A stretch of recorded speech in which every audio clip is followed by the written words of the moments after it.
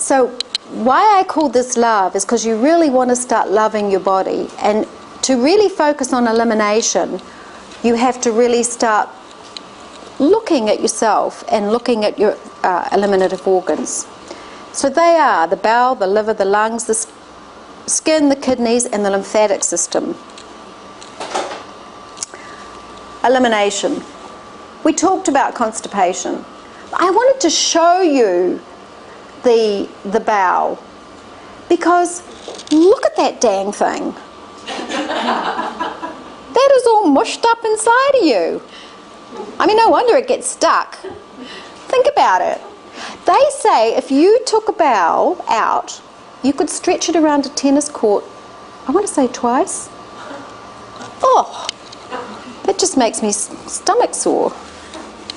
Small intestine, that in itself is a miracle. That is a long hollow tube that receives partially digested food, and most of the absorption that you really want to be, this is where it's going to happen. And remember what I said about absorption and assimilation?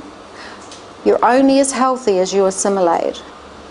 So keeping that pH through plentiful fibre is really important. The large intestine, this is where it gets really nasty, because what it does is it comes up here in this like big wiggly mess, and here, up and under my liver, it suddenly does this turnover on itself. I mean, how it's meant to get through there, I don't know.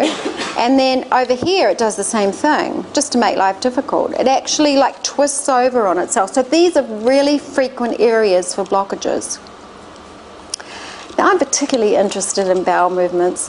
It's really weird, I know, but I'm such a great believer in cleaning out your bowel that every couple of years, I wish I could say I go every year, but I can't, time-wise and money-wise. I go every couple of years to a retreat where I eat nothing for 12 days. I have just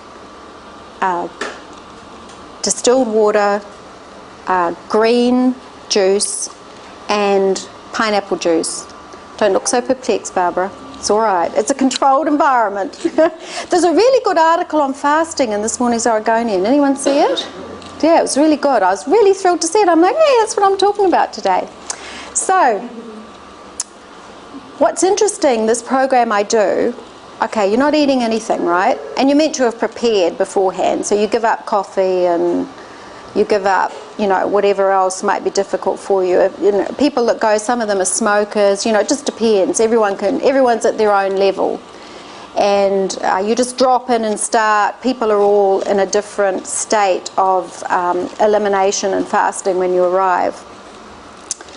But what is really interesting is you also do colonics. And I'm not advocating everyone go off and do a colonic, but you do colonics where you're actually cleaning the bowel out at the same time, because of course when you stop eating after a few days, you don't have a bowel movement. Now, would you believe after 12 days of not eating that there is still material coming away from the colonic? I mean, the thing is, no matter, even if you don't suffer from constipation, your bowel still retains material in there that needs to come out. So, Barbara, I really liked your comment, death starts in the bowel. Really important to keep your bowel clean.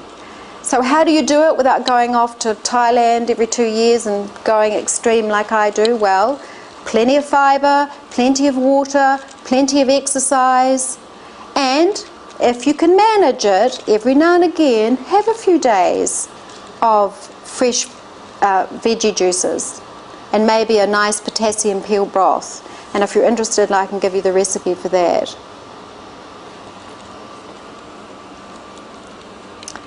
We're going to love our bowel.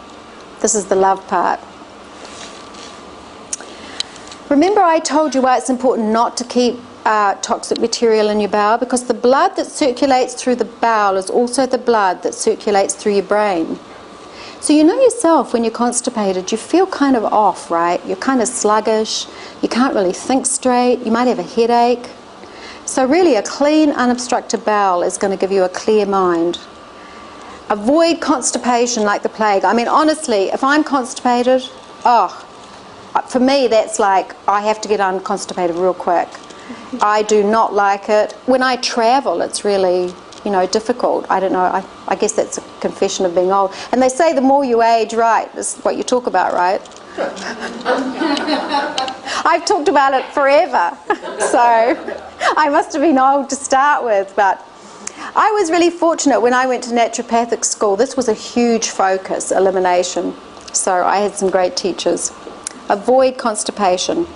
Epsom salt bath, a very simple thing to do. Once a week, take an Epsom salt bath. 3 cups to an average bath. Don't soak for too long, just 10 minutes.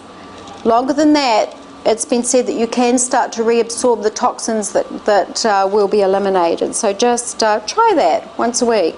Very simple. Your liver. Look how big that is. Can you believe how big your liver is? It's actually the largest organ, largest solid organ in the body. Your skin's actually the largest organ, but it's the largest solid organ. And it does so much. It's so busy. It's like a factory. And one of the most important things in my mind about the liver is this pathway that pretty much everything travels down. All the toxins you take into your body, all the excess estrogen, all of the drugs, prescription, non-prescription, the alcohol, whatever it is you're putting in your body, it's got to travel down this pathway. And it's like I-5. It's called the P450 cytochrome pathway. It's like having I-5 in your liver.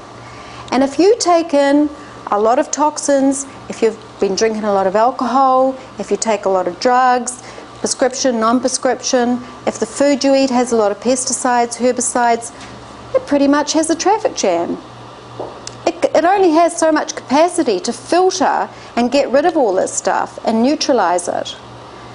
When there's a traffic jam in your P450 cytochrome pathway, guess what happens? The estrogen that you're taking in from, even if you try and avoid it, there's estrogen all around us. Plastics become estrogen in your body.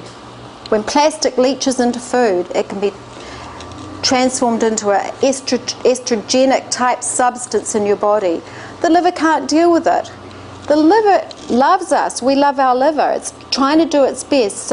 But you know what? It's going to go back out in your blood. It has to put that estrogen back out in your blood. It circles around. And guess where it now decides it's going to go? It's going to lock onto a receptor site in your breast. What happens when we get excess estrogen in our breast? Breast cancer. Really important to keep your liver healthy. Love your liver.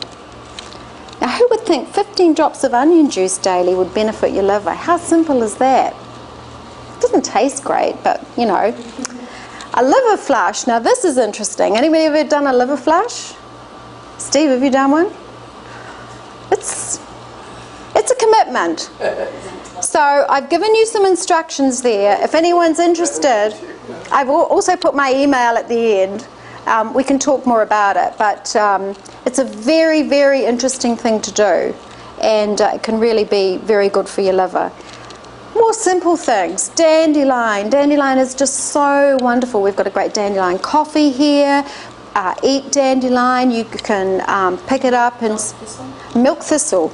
Fabulous. Milk thistles there too. And of course burdock. It's a wonderful root. You can actually eat burdock as a root vegetable. Put it into your soups and stews.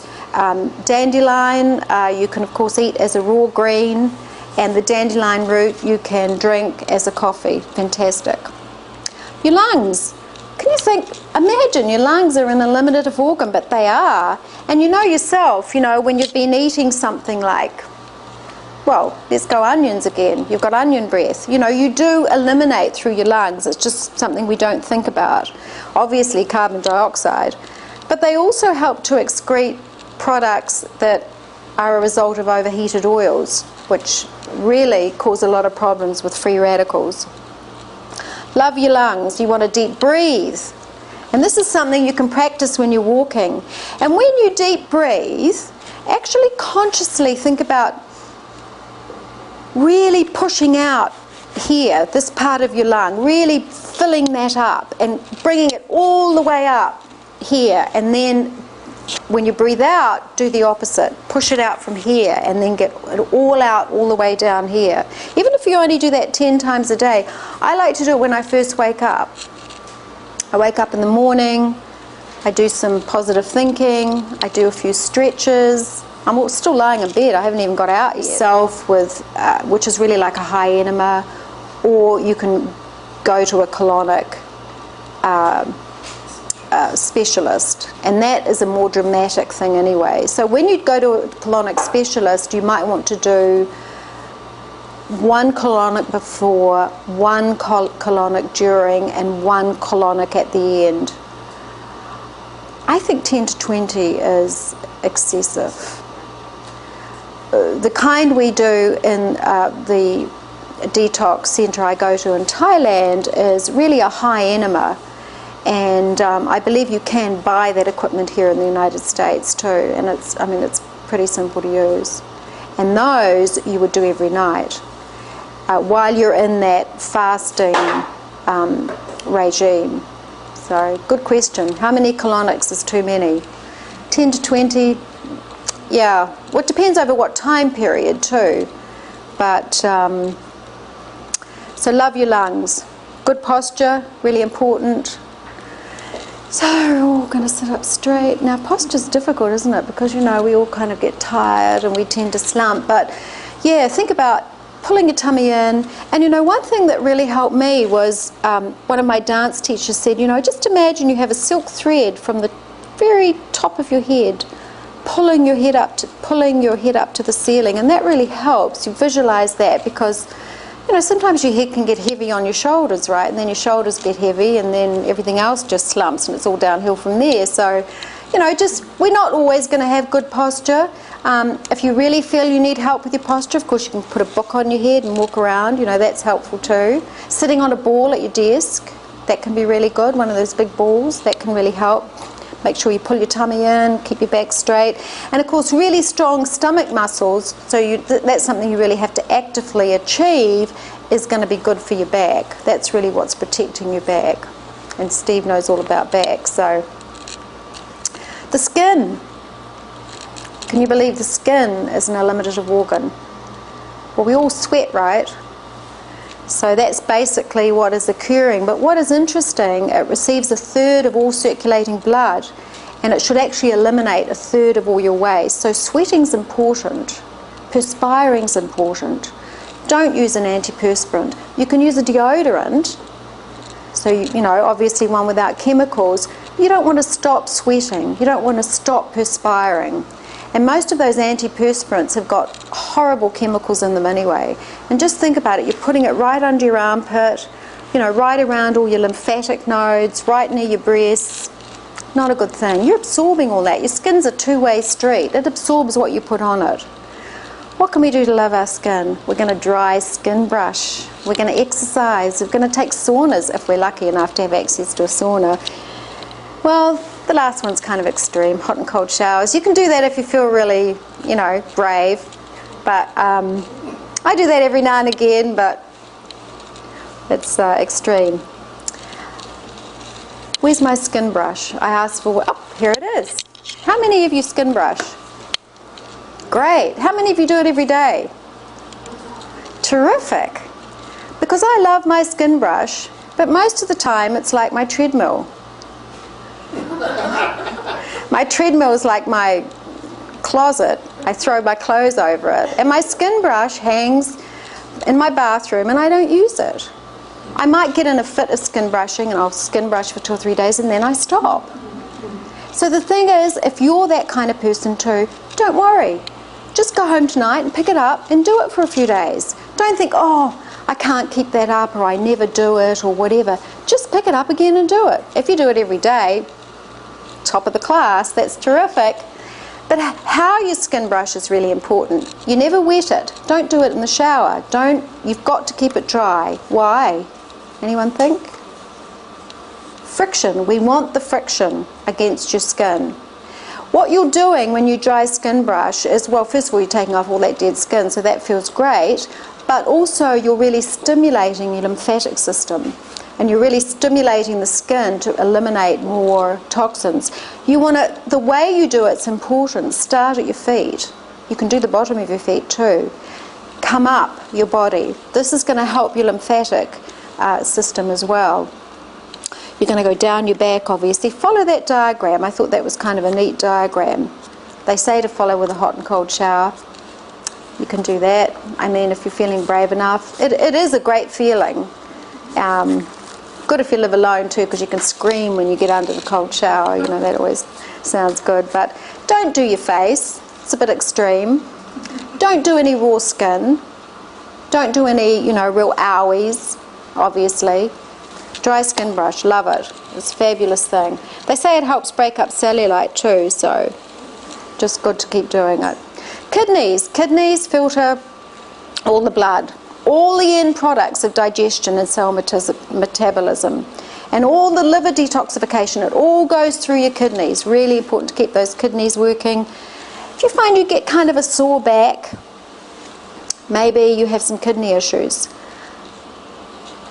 I told you to look at your stools, right? Now I want you to look at your urine. See, you're really starting to love yourself. Take a pee, I want you to look at it. What colour is it? Really important to look at the colour of your urine. If it's really a strong yellow, what might that mean? Sorry, Steve? It could be a lot of B vitamins. Good point. It can also be you're not drinking enough water. Simple as that.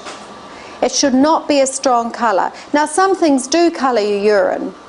Beetroot, for example. So if you're really doing your raw foods and you eat a lot of beetroot, you can pee pink or pee red. It's kind of scary. You know, but really it should not be a strong colour. What else could you maybe do to check your urine? pH. You can definitely do a pH test. And we have some little pH sticks here I was going to show you. That's a good thing to do. But really simple things. You're rushing, you're on your way to work, you take a pee, you look in the toilet. Oh, the colour's all right. But what else? Smell. What if it smells weird? Shouldn't smell weird. Shouldn't smell fishy. Shouldn't smell strong. It shouldn't smell of any chemicals. Those are all triggers to say, hey, something's not right. Now, you can just go and drink more water. If that takes care of it, great. It just means you haven't drunk enough water that day. But if it doesn't go away, that is one of the first signs that you've got an infection. So you really got to pay attention. Now, if you really want to get jazzed about your urine, the other interesting thing you can do is shake it. Put it in a jar and shake it. Just see what happens. If it foams, it means you might have too much protein, too many ketones in your urine. And that's not a good thing. That means your kidneys are not doing their job. They're taxed. So maybe just go have a urine test. Check it out if you have any of those signs. And of course I gave you some ideas about what you can do to love your kidneys. Water, whey powder, parsley, dandelion again. See, there's a double whammy there, liver and kidneys. Green veggies, cleavers. Cleavers is a lovely little herb. It grows all over the place. It's that sticky little herb that wants to stick on you. Do you know the one I mean? Kind of grows in wild, weedy places. We also have it dried here, a nice organic product because you can't get it all the time. Make a tea out of it. Drink it. You can even put something else in it to make it taste better. Put some peppermint or, you know, mix it with something else. It doesn't taste bad, but, you know, it's kind of weedy and great for your kidneys. Lymphatic system. Really, really important part of elimination.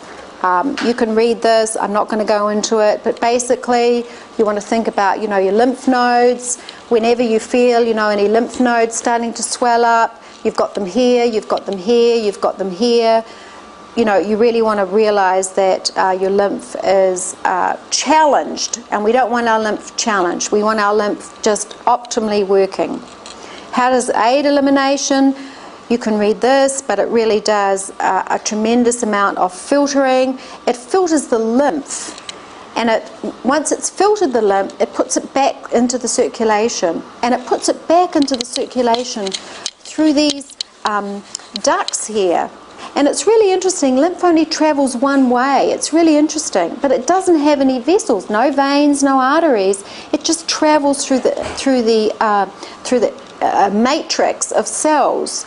And the only way for it really to move is through physical exercise and massage. Really important. So without full-bodied exercise that really makes muscle move and massage, your lymph becomes stagnant. So it's a good reason to get a massage once a week, right? I have to go and have a lymphatic treatment. Is it healthy? How do you know? Do you get a recurring sore throat? Do you have any tonsil problems, swollen glands, cysts? Do you have any lumps in your armpits? Obviously, lumps in your armpits, you want to have them checked out immediately, but those are all things. How to love your lymphatic system.